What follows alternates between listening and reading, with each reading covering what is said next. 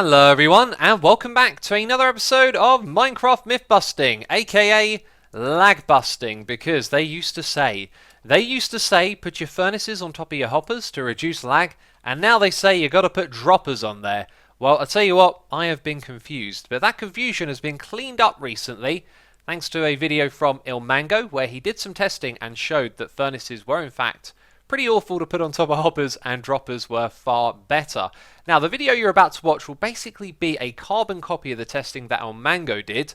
The reason that I want to do this is because I have been an avid promoter of putting furnaces on top of hoppers for the longest time, and now that is not a good practice, it feels like I should make a video to share that with my audience because I know a lot of you are still going to be doing this. So I contacted ilmango, he said it was absolutely fine to copy his test, so I really appreciate that. And what you're watching in this video is basically the same as what he did. If you'd like to check out his video, there'll be a link to it in the description box, of course. We are going to, however, do one extra test at the end based on something that I used to hear about putting furnaces on top of hoppers. So I also want to make it clear, in the past, without a shadow of a doubt, it was definitely 100% better to put furnaces on top of hoppers. There was some very comprehensive testing done that proved this.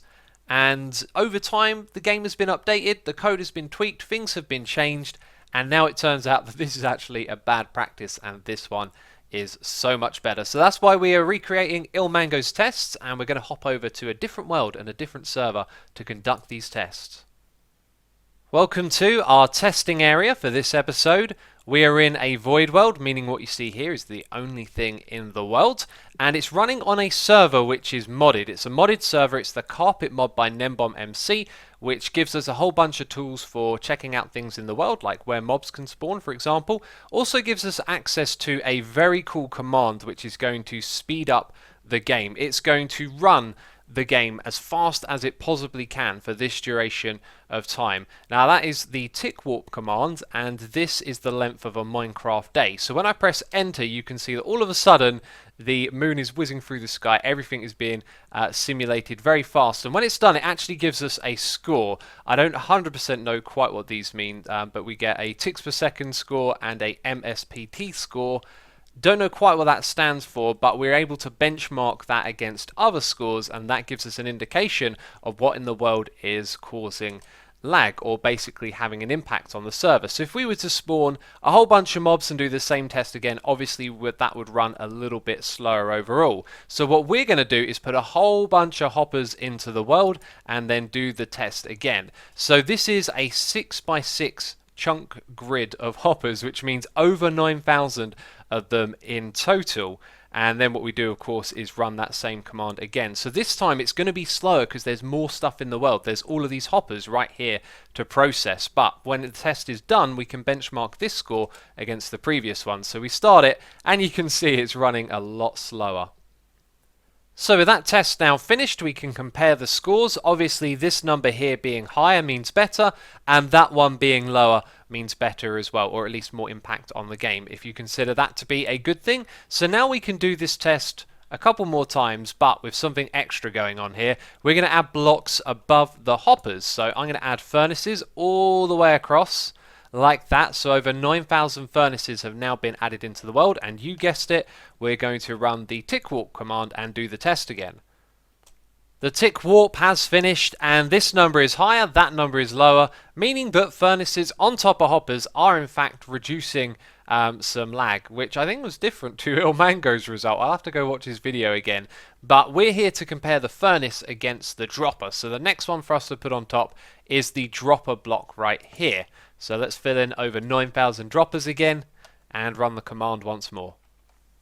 Wow, that felt a lot faster, and it was faster, not by a crazy amount, but you can see there a higher number and a lower number. So droppers are in fact better than furnaces, but it's got me thinking, what about just a regular solid block anyway?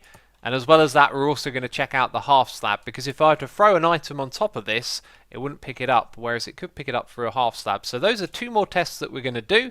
I'll repeat the process again and come back to you with the results. Here are the numbers, the results of our testing. You can see the slab and the solid block, very similar results for those, But it is the dropper that has the highest number here and the lowest number there, meaning it's the best thing to put on top of a hopper, even better than putting nothing on top of it, which is very good stuff to know.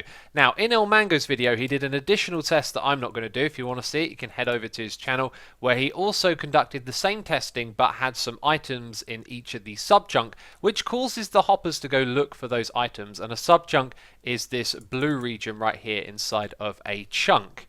What we're going to do is a different test, because when I first heard about the whole furnaces on top of hoppers things, I was under the impression the idea is that it was good when you had items flowing through those hoppers. So you can see these ones are facing to the side, they go all the way down to the end and then they come back again. So you'll see it come back down to here, then it points into that one and goes in that direction, all the way to the end, where I should probably go and put a chest. Now this chest has been filled up with stone, and when I break this redstone block, they're going to flow through all of those hoppers. So we're going to put some, which one is it? Furnaces. If I'd have pressed that one, I would have just ruined the test. We're going to put some furnaces on top of it, conduct a test like this, then we're going to get rid of all of the items inside of the hoppers and do the same thing again with some droppers, just because I'm curious to see if this makes any difference at all. The testing's over, the numbers are in, and once again we can say that it's better to have droppers on top of hoppers than it is furnaces. And I've got a little bit of fun information for you. I think this chest was drained all the way down to having a couple of stacks at the bottom here, around 6. And I went and saw how far along they got. You might not believe this, but I think they hadn't even got a third of the way towards the chest at the end. And this world has been running for a while, and I'm curious to see if actually any items have managed to make their way over here, although there's this redstone block. Yeah, look, they haven't even made their way to the end here yet. Fascinating stuff. So if the conclusion hasn't been obvious enough, put droppers on top of your hoppers. You heard it here. You heard it somewhere else first, though. Massive thank you to Ilmango and Nembomb. Ilmango for the testing, Nembomb for the mod. You can find links to their videos in the description box down below. That is it from me, this episode of Minecraft Mythbusting. If you have enjoyed it, leave a like and check out the Mythbusting playlist if you want to learn more about the game. But that is it from me. Thank you for watching, and I'll see you soon. Bye-bye.